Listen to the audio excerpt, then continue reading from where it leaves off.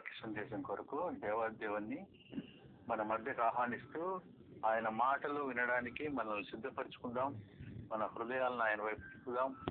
మనలో ఆయన సత్యాన్ని, జీవం కలిగిన మాటలు వినిపించుటకు చిన్న ప్రార్థన. ప్రేమ గల మా పరలోక తండ్రి, నా నోటి మాటలు మా అందరి హృదయ ధ్యానము నీ దృష్టికి అంగీకారం పొందినట్లుగా మమ్మల్ని వాక్యమైన రొట్టె విరిచి మా ఆత్మలకు జీవాహారంగా పంచిపెట్టి మమ్మల్ని సర్వసత్యంలో నడిపించమని యేసుక్రీస్తు నామమున ప్రార్థిస్తున్నాం తండ్రి, ఆమేన్. ఓకే. బైబిల్ గ్రంథంలో దేవునికి మొరపెట్టే విధానాలుగా కొన్ని మనం చూస్తాం. దేవునికి ఎలా మొరపెడతామంటే స్వరం ద్వారా మొరపెడతాం. ప్రార్థన, స్వరము మాట్లాడుతూ. రెండవది, మనసులో కూడా మనము దేవునికి ప్రార్థిస్తాం. మన ఆలోచనలు దేవునికి చెప్పే పరిస్థితి కూడా ఉంటాయి. ఇప్పుడు తర్వాత రక్తం కూడా మొరపెడుతుందంట. రక్తం అంటే బైబిల్లో చాలా మంది భక్తుల యొక్క చనిపోయిన రక్తము దేవునికి మొరపెట్టిన సందర్భాలు ఉన్నాయి. ఆ రక్తము ఏమని మొరపెడుతుంది? రక్తం మాట్లాడుతుందా అంటే రక్తంలో జీవం ఉందంట. అందుకు రక్తాన్ని తినకూడదు. రక్తము దేహమునకు ప్రాణము అంటాడు. అందుకే యాక్సిడెంట్లు ఎవరైనా చనిపోయే పరిస్థితులు ఉంటే వాళ్ళకి రక్తాన్ని ఎక్కిస్తారు. రక్తము మనిషిని బ్రతికిస్తుంది. రక్తంలో దేవుడే చెప్పాడు, రక్తము దేహమునకు ప్రాణము అని. కాబట్టి యేసు ప్రభు మన కొరకు కాల్చింది రక్తమే. రక్తమే మనల్ని పాపాల నుంచి శుద్ధి చేస్తుంది. మరి ఇంకో భక్తులు హేబేలు కూడా రక్తం చిందించాడు. ఆయన హతసాక్షి అయ్యాడు. మరి హతసాక్షిలో రక్తము మొరపెడుతుంది. యేసు ప్రభు శిలువలో చనిపోయాడు. ఆయన రక్తం కూడా మనకు యేసు ప్రభు రక్తం ఏమని మనకు మొరపెడుతుంది. మొరపెట్టడం అంటే దేవునికి. మరి యేసు ప్రభు కూడా తండ్రికి ప్రార్థన చేశాడు కదా, ఏమని? తండ్రి, వీరేం చేస్తున్నారో వీరు ఎరుగరు గనుక వీరిని క్షమించమని. మరి హేబేలు రక్తము ఇంకను ప్రకటన గ్రంథంలో హతసాక్షులు అయిపోయినారు. వాళ్ళని అన్యాయంగా చంపేశారు, వాళ్ళని దుర్మార్గంగా చంపేశారు. వాళ్ళ రక్తం కూడా వాళ్ళు చనిపోయిన తర్వాత వాళ్ళ రక్తంలో జీవం ఉంటుంది. భూమిలో కారిపోయినా రక్తం మొరపెడుతుందంట. ఆ సందర్భాలు బైబిల్లో కొన్ని చోట్ల ఉన్నాయి. వాటిని మీరు చదవండి, కొద్దిగా ధ్యానిద్దాం. ఈరోజు శిలువ ధ్యానాల్లో మనం రక్తం గురించి ధ్యానించడం అనేది ఒక మంచి అవకాశం. ఎందుకంటే శిలువ ధ్యానాల్లో రక్తం, యేసు శిలువలో రక్తం కార్చడానికి, ప్రాణం పెట్టడానికి ఆయన వచ్చాడు అనే సత్యాలు కూడా ఇందులో నేర్చుకుందాం. మొట్టమొదటిగా 4:10 ఆదికాండం చదవండి. 4:10 ఆదికాండం.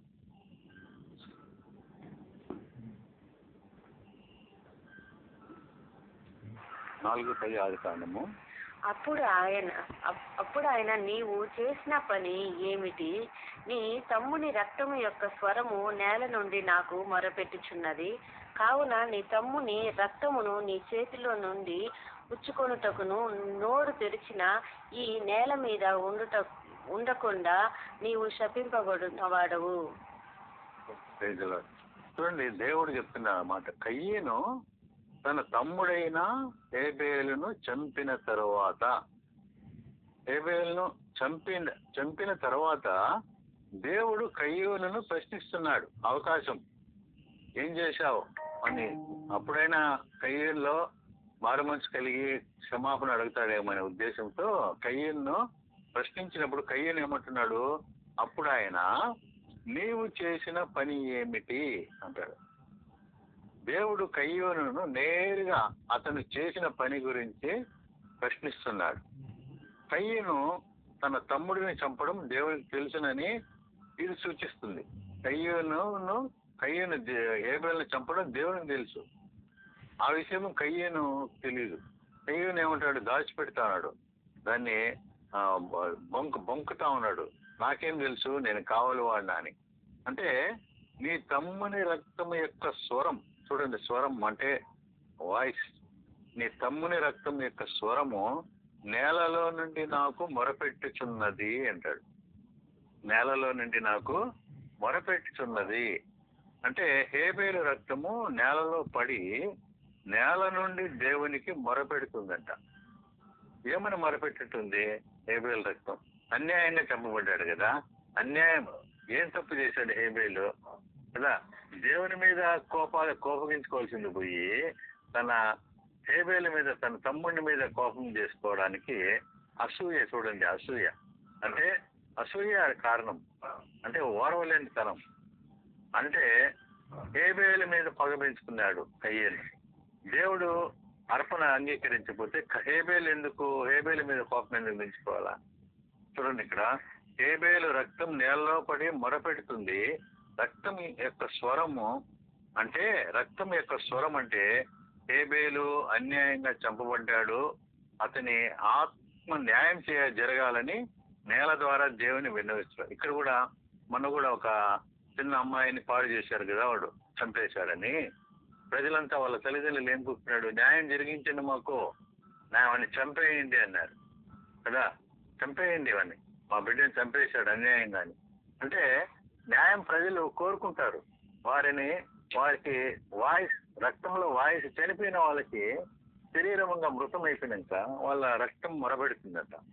రక్తం హేబేలు చనిపోయినప్పటికీ అతని రక్తం అన్యాయాన్ని తెలియజేస్తూ దేవునికి ఫిర్యాదు చేస్తుందట. కాబట్టి ఈ వాక్యము కయ్యూను చేసిన ఘోరమైన పాపాన్ని, దాని పర్యావసనాలను తెలియజేస్తుంది. ఘోరమైన పాపం పర్యావసనాలను తెలియజేస్తుంది. హత్య ఒక తీవ్రమైన నేరమే. హత్య కదా, మొట్టమొదటి హత్య, నీతిమంతుని హత్య. మరి దానిని దేవుడు చూస్తూ ఊరుకోడని ఇది హెచ్చరిస్తుంది. దేవుడు చూస్తూ ఊరుకుంటాడా? ఊరుకోడు. బాధితుని మరణం కూడా, బాధితుడైన హేబేలు మరణం కూడా న్యాయం కోసం దేవునికి మొరపెడుతుందని ఈ వాక్యము తెలియజేస్తా ఉంది.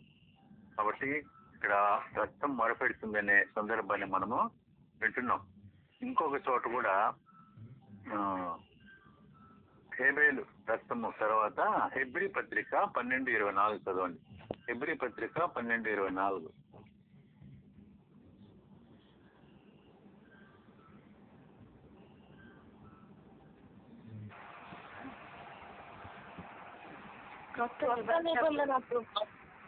మధ్యవర్తి అయిన యేసునకు హేబేలు కంటే మరి శ్రేష్టము గల పలు ప్రోక్షణ రక్తమునకును మీరు వచ్చి ఉన్నారు. పలుకు ప్రోక్షణ రక్తం అంటే కొత్త నిబంధనకు మధ్యవర్తి అయిన యేసు నొద్దకును హేబేలు కంటే మరి శ్రేష్టంగా పలుకు ప్రోక్షణ రక్తం. హేబేలు రక్తం కంటే శ్రేష్టమైనది యేసుక్రీస్తు రక్తం. చూడండి, యేసుక్రీస్తు రక్తము సిలువలో గార్చాడు. మరి ఈ రక్తం ఏమంట? శ్రేష్టమైన, హేబేలు కంటే మరి శ్రేష్టముగా పలుకు ప్రోక్షణ రక్తం. ప్రోక్షించాడు రక్తాన్ని, సిలువలో చిందించాడు, రక్తం చిందించడం జరిగింది. మరి ఈ యొక్క రక్తమునకు మీరు వచ్చి ఉన్నారు. ఈ వాక్యం యొక్క అర్థం ఏమంటే, కొత్త నిబంధన ద్వారా మనకు యేసుక్రీస్తు ద్వారా దేవునితో కొత్త ఒప్పందం ఏర్పడింది. కొత్త నిబంధన, కొత్త ఒప్పందం. యేసుక్రీస్తు మధ్యవర్తిగా వచ్చాడు దేవునికి మానవులకి మధ్య. పాత నిబంధనలో హేబేలు తన రక్తం ద్వారా దేవునికి బలి అర్పించాడు, అంటే గొర్రెను బలించాడు కదా, మొదటి చూలు హేబేలు. అయితే యేసుక్రీస్తు యొక్క రక్తము హేబేలు రక్తం కంటే గొప్పది. హేబేలు రక్తం కంటే గొప్పది. ఎందుకంటే యేసుక్రీస్తు రక్తం మన పాపాలను క్షమిస్తుంది, మనల్ని పవిత్రపరుస్తుంది, దేవునితో మనల్ని సమాధానపరుస్తుంది.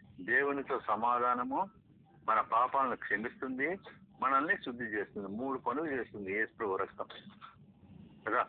మధ్యవర్తి అంటే ఇద్దరి మధ్య సంబంధాన్ని ఏర్పరిచే వ్యక్తి. యేసు మానవుడు ఎందుకయ్యాడు, దేవుడు ఎందుకయ్యాడంటే దేవునితో మానవునితో సంబంధం ఏర్పరచాల, సమాధానం తీసుకురావాలంటే ఆయన మానవుడుగా ఉండాలా, దేవుడుగా ఉండాలి. అందుకే దైవ మానవుడయ్యాడు, దైవ మానవుడు. కాబట్టి అటువంటి మధ్యవర్తి మనకున్నాడు. ఆయన యేసుక్రీస్తు దేవునికి మనకు మధ్యవర్తిగా ఉండి మన పాపాలను తీసివేసి దేవునితో మనకు సంబంధాన్ని ఏర్పరుస్తాడు. దేవునికి మనకు విరోధం ఉందా? దేవునితో మన సమాధానం ఎందుకు అవసరమా? దేవునికి మనకేం విరోధం ఉంది అంటే విరోధం ఉంది. ఆది కాండంలోనే ఆదాము చేసిన పాపాన్ని బట్టి దేవుని కోపం ఉంది మన మీద. ఆయన మనకు ఆయన కోపాన్ని, ఉగ్రతను, దేవుని ఉగ్రత, కోపం కాదు అది ఉగ్రత అంటారు, ఉగ్రతను తీసివేయడానికి యేసు ప్రభు శిలువలో రక్తం కార్చి ఆ రక్తం ద్వారా దేవునితో మనకి సమాధానం ఏర్పరిచాడు. అందుకే ఈరోజు ప్రార్థన చేసేటప్పుడు అబ్బా తండ్రి అని మొరపెడుతున్నాం. మనకు తండ్రిగా అబ్బా అనే ఆ మాటలు పలకడానికి కారణం ఏమంటే సమాధానం. దేవుని వద్దకు మనము డైరెక్ట్ గా ఇప్పుడు వెళ్ళిపోవచ్చు. ఏమంటే సమాధానం కుదిరింది. ఎవరి ద్వారా? యేసుక్రీస్తు ద్వారా. అందుకే యేసు ప్రభు ద్వారానే మనం ప్రార్థన చేస్తాం, యేసు నామమున అని.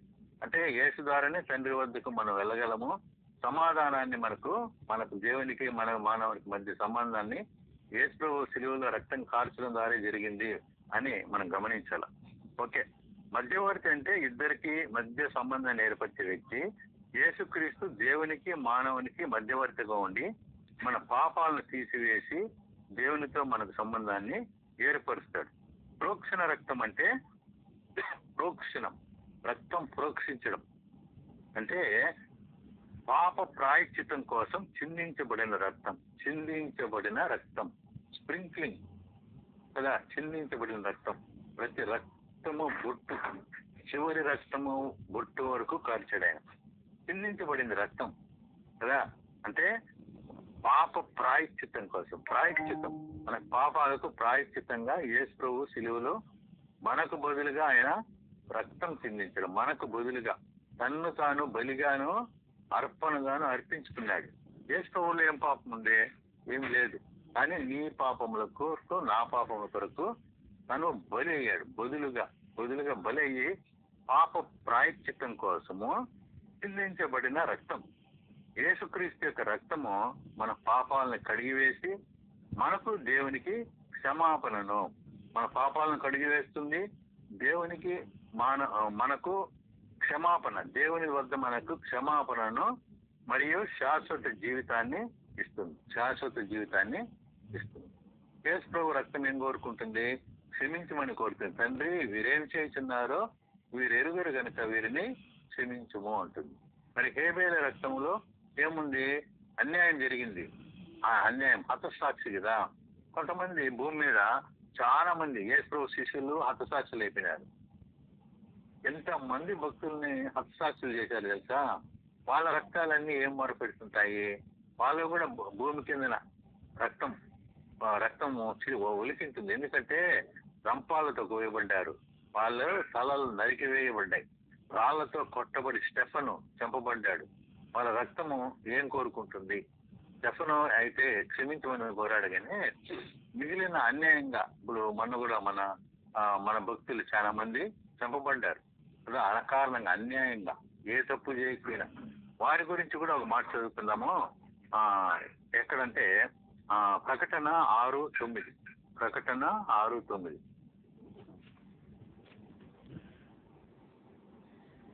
6:9-10.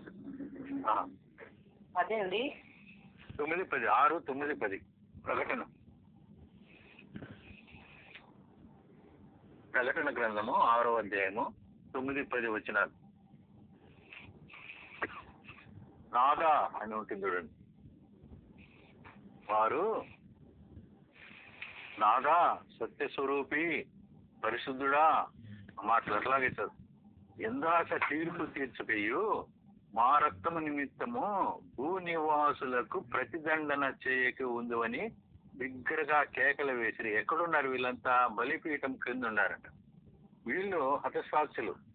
వీళ్ళు ఇంకా పరలోకం పోలేదు, ఇంకా వీళ్ళు వెయిటింగ్ లో ఉన్నారు. వీళ్ళు దేవునికి మొరపెడుతున్నారంట. వారు నాదా సత్యస్వరూపి పరిశుద్ధుడా, ఎందాక అంటే హౌ లాంగ్, ఇంకా ఎంతకాలము తీర్పు తీర్చకయు. ఎవరికి? వాళ్ళకి అన్యాయం చేసిన వాళ్ళకి.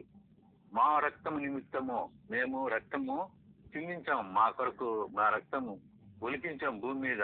మా రక్తము నిమిత్తము భూనివాసులకు, చూడండి, భూనివాసులకు ప్రతిదండన అంటే రివెంజ్ అంటే ఇది అర్థము. ప్రతిదండన చేయకయు ఉందువని బిగ్గరగా కేకలు వేసిరి. ఈ వాక్యము ప్రకటన గ్రంథంలో ఒక భాగము. దీని అర్థం ఏమంటే దేవుని కోసం తన ప్రాణాలను అర్పించిన విశ్వాసులు. దేవుని కోసం ప్రాణాలు అర్పించిన విశ్వాసులు వారు నాదా సత్యస్వరూపి పరిశుద్ధుడా అని చెబుతూ తీర్పు ఎప్పుడు తీరుస్తావని ఎందాక తీర్పు తీర్చటయు అంటాడు. తమ రక్తం చిందించడానికి కారణమైన భూలోక నివాసులకు, భూమి మీదనే కదా చంపబడ్డారు వాళ్ళు. నీరో చక్రవర్తి, హిట్లర్ చంపాడు కదా, భయంకరంగా చంపారు. లక్షల రక్తం ఏరులేబడిందంట. భూలోక నివాసులకు మా రక్తము నిమిత్తము భూ నివాసులకు ఎప్పుడు ప్రతిదండన చేయటియు, ప్రతిదండన చేస్తావని దగ్గరగా అడుగుతున్నారు. ఇది అమాయకులైన భక్తుల బాధను వారి మరణానికి కారణమైన అమాయకులే కదా. వాళ్ళు ఏం చేసిన తప్పు? సువార్త ప్రకటించారు. సువార్త ప్రకటించిన దానికి వాళ్ళని ఈ విధంగా యూదుల కాలం నుంచి జరుగుతానే ఉంది కదా. వారి భక్తుల బాధను వారి మరణానికి కారణమైన వారిపై దేవుని న్యాయమైన తీర్పు కోసం ఎదురు చూస్తూ ఉన్నారు. వాళ్ళు దేవుని మరణానికి కారణమైన వారిపై న్యాయమైన తీర్పు కోసము ఎదురు చూస్తూ ఉన్నారు. వారు దేవుణ్ణి తమ బాధను చూసి స్పందించమని వేడుకుంటున్నట్లుగా ఉంది. దేవుడు న్యాయం చేసే వరకు ఓపికగా ఉండమని చెప్పిన దేవుడు ఏమంటాడు? ఇంకా కొంతకాలము ఉండండి, మీ కొరకు మీ సహదాసుల యొక్క లెక్క పూర్తి అయ్యే వరకు మీరు ఇంకా కొద్ది కాలము ఉండమని చెప్తున్నారు. అంటే భూమి మీద ఇంకా అనేక మంది హత్సాక్షులుగా మరణించబోతున్నారు. వాళ్ళు వచ్చి ఆ లెక్క పూర్తి అయ్యే వరకు మీరు ఉండండి అన్నట్లుగా వాక్యం ఉంటుంది అక్కడ. ఆయన్ను మరి వీళ్ళేమంటున్నారు? త్వరగా స్పందించమని అడుగుతున్నారు. కాబట్టి రక్తము నిమిత్తము ప్రతిదండన అంటే వారి ప్రాణాలకు జరిగిన నష్టానికి శిక్ష విధించాలని అర్థం. కాబట్టి ఈ విధంగా వాళ్ళు రక్తం మరపెడుతున్నట్లుగా మనము గ్రహించాలి. కాబట్టి ఈ మూడు సందర్భాలు మనం ఆలోచిస్తే మనకు యేసు రక్తము ఏమని అడుగుతుంది, హేబేల రక్తం ఏమడుగుతుంది, హతసాక్షుల రక్తము ఏమడుగుతుంది. ఇక్కడ హేబేల రక్తం నేలలో నుండి దేవునికి మొరపెడుతున్నట్లుగా ఉంది, మనం చదువుకున్నాము. ఇంకొకటి కూడా ఉంది, చదవండి. మత్తయి సువార్త 23:35. మత్తయి సువార్త 23:35లో మత్తయి సువార్త 23:35 నీతిమంతుడైన హేబేలు రక్తము మొదలుకొని బలిపీఠమునకును దేవాలయమునకును మధ్య మీరు చంపిన బరాకీయ కుమారుడగు జకర్యా రక్తము వరకు భూమి మీద చిందింపబడిన నీతిమంతుల రక్తమంతయు మీ మీదికి వచ్చును. మీ మీదికి వచ్చును. ఆ రక్తము ఊరికే పోదు, మీ మీదికి వస్తుంది అంటాడు. అంటే జకర్యా రక్తం వరకు బలిపీఠం వద్దనే ఆయన చంపబడ్డాడు. కాబట్టి హేబేలు మొదలుకొని జకర్యా రక్తం వరకు భూమిపై చిందింపబడిన నీతిమంతుల రక్తం అంతా దేవునికి మొరపెడుతుంది. అయితే వీరందరి రక్తము ఏమైనా మొరపెడుతుందో మనము ఇప్పుడు ప్రకటన 6:10లో మనము చదువుకున్నాం కదా. కాబట్టి హేబేలు మొదలుకొని నీతిమంతులంతా ఎలా హింసించబడ్డారో మనము విన్నాం. సొంత అన్న అయిన కయ్యను చంపితేనే హేబేలు రక్తం మొరపెడితే నీతిమంతులందరినీ చంపిన వారి విషయమే వారి రక్తం దేవునికి మొరపెట్టదు అంటారా? ఖచ్చితంగా మొరపెట్టాయి కూడా. మమ్మల్ని చంపిన వారిని అందరినీ శిక్షించమని వారి రక్తం పలికిందంట. ఎందుకంటే మనకు అన్యాయం జరిగింది, భూమి మీద అన్యాయం జరిగితే మనం కూడా ప్రతిదండన కోరుతాం కదా. అప్పుడు యేసు రక్తం మాత్రమే హేబేలు రక్తం కంటే శ్రేష్టమైన పలుకు రక్తము క్షమాపణ కోరుతుంది. క్షమించమని మనల్ని క్షమాపణ కోరే రక్తము యేసుక్రీస్తు యొక్క రక్తం. ఎందుకంటే ఆయన మనల్ని దేవునికి అప్పగించలా, ఏమని వీరిని శిక్షించమని అప్పగించలా. పరిసయ్యులు, సద్దూకయ్యులు, యూదులు ఆయన సిలువ వేయండి అని సిలువ వేయమని వాళ్ళు కేకలు వేసినారట. వాళ్ళ కేకలు గెలిచాయి అని వాక్యం ఉంటుంది. అంటే పిలాతు దగ్గర అంటే ఏమని, ఇతడు దేవుని కుమారుడని దేవుణ్ణి దూషించాడు అని ఇది అన్యాయంగా ఆయన మీద నేరం మోపబడినాడు అని ఆ విధంగా యేసు ప్రభువు వాళ్ళని ఏం కోరుకుంటాడు? బరబ్బాను విడుదల చేయాలా లేదా యేసుక్రీస్తును విడుదల చేయాలని అడిగితే వాళ్ళు ఏమని కోరుకుంటాడు? బరబ్బానే విడుదల చేయమంటాడు. బరబ్బాని విడుదల చేయి, యేసుక్రీస్తును సిలువ వేయమని కేకలు వేసిరి అంటే వాళ్ళు ఈ పిలాతు వచ్చి చేతులు కడుక్కొని ఇతనిలో నాకు ఏ లోపము దోషము కనబడలేదు, ఇతడు నిర్దోషిగా చెప్తే వీళ్ళేమంటారు? ఆయన రక్తము మా మీదను మా పిల్లల మీదను ఉండును గాక అని యూదులంతా వాళ్ళే శపించుకుంటారు. పరిసయ్యులు యూదా మతస్థులంతా అక్కడ వాని రక్తం అంటారు. వాని రక్తము మా మీదను మా పిల్లల మీదను ఉండును గాక అని వాళ్ళు శపించుకుంటారు. అందుకే ఈ యొక్క హత్య ఎవరు 70వ సంవత్సరంలో యెరూషలేము దేవాలయం మొత్తం రాతి మీద రాయి లేకుండా కొట్టివేయబడి లక్షల మంది యూదులంతా చెల్లా చెదిరైపోయి భయంకరంగా హింస జరిగింది. ఎందుకంటే వాళ్ళే కోరుకున్నారు, శపించుకున్నారు వాళ్ళే, ఆయన రక్తం మా మీద మా పిల్లల మీద ఉండును గాక అని. కాబట్టి రోమా చక్రవర్తి వచ్చి టైటస్ భయంకరంగా చెప్పారు. హిట్లర్ కూడా అలాగే అందరినీ ఒక దీంట్లో వేసి కాల్చి పడేసినారంట. అలాగే నీరో చక్రవర్తి లక్షల మంది వీళ్ళే కోరుకున్నారు ఆయన రక్తం మా మీదను మా పిల్లల మీద ఉండడం కాక అని. కాబట్టి మత్తయి సువార్త 26-28లో మాట చదువుకున్నాం. మత్తయి సువార్త 26-28.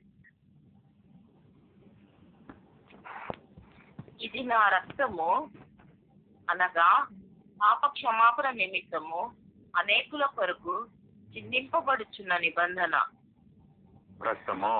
కాబట్టి యేసు ప్రభు చెప్పే మాట ఏమంటే ఇదే నా రక్తము అనగా పాప క్షమాపణ నిమిత్తం అనేకుల కొరకు చిందించబడుచున్న నిబంధన రక్తము. ఆయన దగ్గరికి వచ్చిన వారు ఎన్ని పాపాలు చేసినా పాపి అయినా సరే వారిని క్షమిస్తానని క్రీస్తు నిబంధన చేశాడు. ఆ నిబంధనను అనుసరించి ఆయన రక్తము ప్రతి పాపము నుండి పవిత్రంగా చేయండి.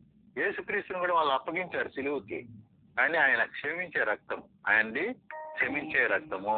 కాబట్టి ఎంత హింసించినా యేసుక్రీస్తు వారు ఎలాగైతే ఓర్చుకొని క్షమించారో అలాగే ఆయనను జ్ఞాపకం చేసుకుంటున్న క్రైస్తవులుగా మనం కూడా క్షమించటకు సిద్ధమైన మనసు కలిగి ఉండాలి. అంటే మన దేవుడు ప్రేమించేవాడు, క్షమించేవాడు. అలాగే ఆయనను మనం నమ్ముకున్నాం కాబట్టి మనం కూడా క్షమించే వాళ్ళగా ఉండాలా, ప్రేమించే వాళ్ళగా ఉండాలా, మాదిరి కలిగిన జీవితాన్ని కలిగి ఉండాలా.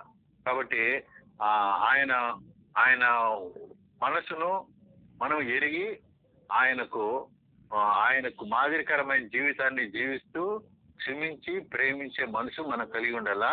మనం పగ ప్రతీకారాలు పెంచుకోకూడదు. మనకు ఒకవేళ అన్యాయం జరిగినా కానీ క్షమించేటట్లుగా స్టెఫెన్ ఏ విధంగా రాళ్లతో కొట్టి చంపబడుతున్నా తండ్రి వీరిని క్షమించమని కోరుకున్నాడు ఆయన కూడా. కాబట్టి అటువంటి క్షమాపణ కలిగిన మనసు మనము కలిగి ఉండాలని మనకు ఈ యొక్క రక్తం అనే అంశం ద్వారా మనకు వాక్యము తెలియజేస్తా ఉంది. తర్వాత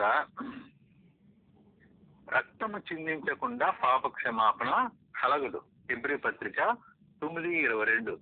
పాప క్షమాపణ కొరకు రక్తం చిందించాల. రక్తం అంటే మరణము అనే మాటలు వినడానికి మనకు ఉదయాన్నే ఈ మాటలు రక్తం అన్నా మరణం అన్నా కొద్దిగా వినడానికి అంత ఆకర్షణీయంగా ఉండం కానీ మరి క్రైస్తవులు మాత్రమే ఈ మాటలు మనమే ఎక్కువ వాడతాం ఇవి. ఎందుకంటే బైబిల్లో సువార్తలో ఈ రక్తం అనే పదం ఎందుకు చెప్పడం, మనం కూడా సువార్త చెప్పేటప్పుడు యేసు రక్తం నుంచి మీ పాపాలు కడుక్కోండి అని చెప్తా ఉంటాం కదా.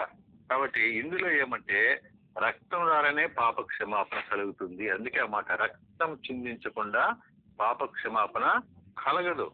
కాబట్టి ఆ రక్తం ద్వారానే మనము పరలోకం వెళ్తాము, మన పాపాలు కడిగి వేసుకుంటామనే సత్యం ఉంది. కాబట్టి ఆయన రక్తము మామూలు అమూల్యమైన రక్తము, నిష్కలంకమైన రక్తము, గొర్రెపిల్ల రక్తం, అమూల్యమైనది నిష్కలంకమైన రక్తము యేసు రక్తం. ఈ యేసు రక్తము లేకుండా నీకు నిత్య జీవము లేదు, నీకు నిత్య జీవము లేదు. యేసు రక్తం లేకుండా నీకు నిత్య జీవము లేదు. యేసు రక్తం లేకుండా నీకు తండ్రి ప్రేమను కూడా నువ్వు పొందలేవు, పరలోకం కూడా చేరలేవు. విలువైన అమూల్యమైన రక్తము అంటే దానికి వెల ఇచ్చి కొనలేవు. ఈ రక్తానికి వెలలు చెల్లించలేని అమూల్యమైన రక్తం చేత మనల్ని ఆయన కొన్నాడు. మీరు మీ సొత్తు కాదు అంటాడు. మనము ఆయన సొత్తు. మనల్ని ఆయన వెల ఇచ్చి రక్తం చిందించి మనల్ని కొన్నాడు అనే వాక్యం ఉంటుంది కదా. కాబట్టి ఆయన మనకు పరలోకము వెళ్ళాలంటే రక్తం చేత మన పాపాలు కడిగి వేసుకోవాలా. కాబట్టి ఈ యేసు రక్తం మనకు అన్నిటినీ ఇస్తుంది. ఏమిస్తుంది? పరలోకం ఇస్తుంది, నిత్య జీవాన్ని ఇస్తుంది, నిత్య సంతోషం ఇస్తుంది, సమాధానాన్ని ఇస్తుంది కదా. అన్నీ మనకు ఆ పరలోక శాస్త్రం కూడా మనం పొందుకుంటాం. ఇవన్నీ యేసు రక్తం ద్వారానే మనము పొందుకుంటాం. కాబట్టి రక్తం చిందించకుండా పాప క్షమాపణ లేదు. మనిషికి దేవునికి అడ్డంగా ఉన్న ఒకే ఒక గోడ ఏదండి? పాపం. అంటే మన ప్రార్థనలు దేవుని వద్దకు వెళ్లకుండా మనకు దేవునికి దూరపరిచేది ఏదంటే పాపమే. మనం మట్టి మనుషులము కనుకే పాపం చేశాం, దేవుని నుండి వేరుగా పోయాం. వారు అందరూ పాపులే అనే వాక్యం ఉంటుంది. కాబట్టి మనము పాపం వలన దేవుని నుండి వేరైపోయాం. దేవుని ఉగ్రత మన మీద ఉంది. దేవుని తీర్పుకు మనము లోనయ్యాం. అంటే పాపం వలన వచ్చే జీతము మరణం. రక్తం యొక్క ప్రాముఖ్యత ఇక్కడే మొదలైందండి. ఇక్కడే ఏమైంది? రక్తంలోనే ప్రాణం ఉంది.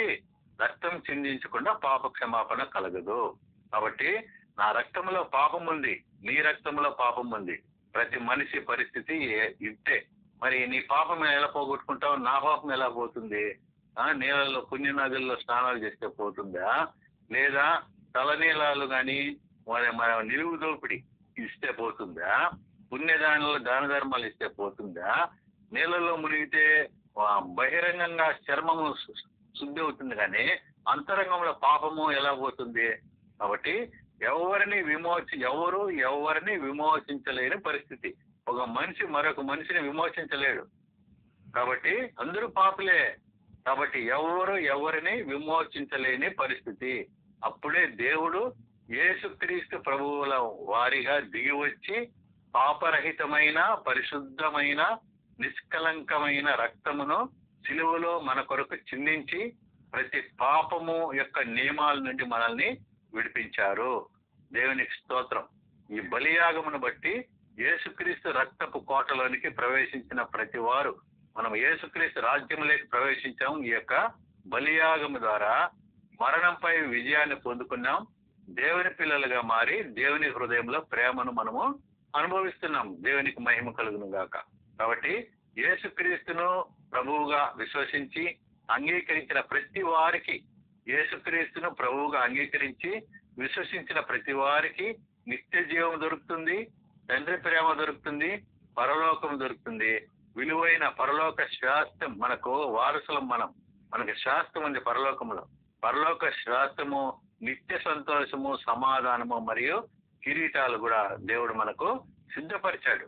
ఈ ఆశీర్వాదాలన్నింటికి మూలము నిష్కలంకమైన యేసు రక్తం. కాబట్టి ఈ రక్తంలో మనం అంతా కడుగబడ్డాం. కాబట్టి వీటినన్నిటిని మనం పొందుకోవాలని కోరుకుంటూ ఈ చిన్న వాక్యం దేవుడు మన వినికిలో జీవించిన గాక. ఆమేన్. Praise the lord.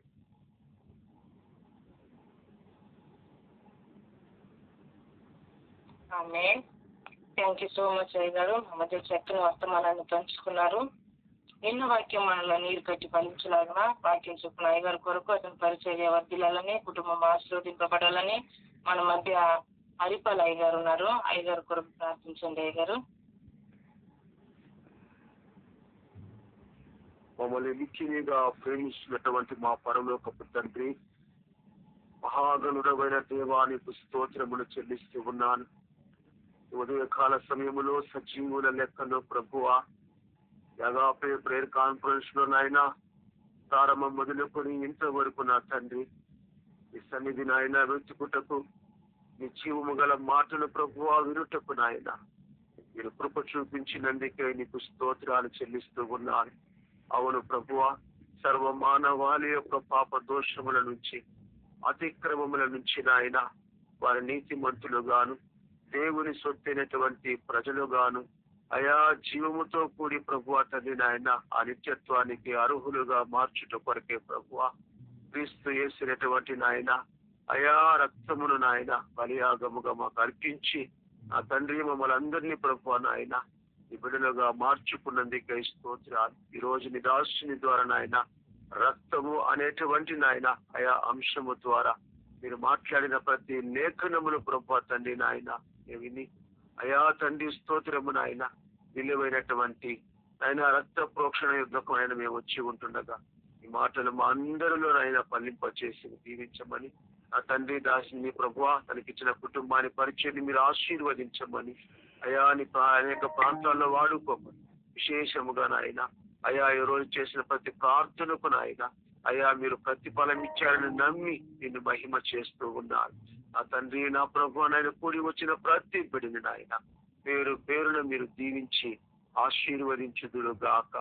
క్రీస్తు యేసు మహిమైశ్వర్యము చేత నాయన ప్రతి అవసరమును తీర్చబడును గాక. ఈ ప్రిబిడుల యొక్క బిడ్డలు నాయన ఎగ్జామ్స్ రాస్తూ ఉండొచ్చు, రాయబోడానికి నేను సిద్ధపడుతూ ఉంటుండగా ఆయన వారి ఎగ్జామ్స్ లో గొప్ప విజయాలు దయచేయండి, ఉద్యోగములు దయచేయండి, వివాహ కార్యములు జరిగించండి, ఆయా శుభకార్యములు తలపెట్టండి. అయినా సంతానమతో బాధపడుతున్న బిడ్డలకు ఫలములు దయచేయండి. ముఖ్యంగా నాయన స్తోత్రము నాయన ఎవరైతే నా తండ్రి అర్జెంట్ ప్రేయర్ రిక్వెస్ట్ కోరి ఉన్నారు వారిని గాయములు తాకి ప్రభువా ప్రార్థన చేస్తూ ఉంటుండగా అయినా వారికి స్వస్థత క్షేమము దీవెనకరమైనటువంటి ప్రతి దీవెన యేసు క్రీస్తు రక్త గాయములో ఉన్న విజయం బిడ్డలకు అనుగ్రహించి నడిపించి మీ నామానికి మహిమ తెచ్చుకోమని కోరుకుంటూ ఈ దినమంతటి నాయన మీ చేతులకు అప్పగిస్తూ ఉన్నాం. మీరే తండ్రి నాయన ప్రతి నిమిషము నాయన ప్రతి సమయము మాకు నాయన స్తోత్ర బహు నాయన దీవెనకరంగా మార్చి నడిపించి మీ నామానికి మహిమ తెచ్చుకోమని యేసు క్రీస్తు నామమున ప్రార్థిస్తున్నాను తండ్రి. ఆమేన్ ఆమేన్. ప్రార్థించిన అయ్యగారికి వందనాలండి. ఆశీర్వాదం ఇవ్వండి అయ్యగారు.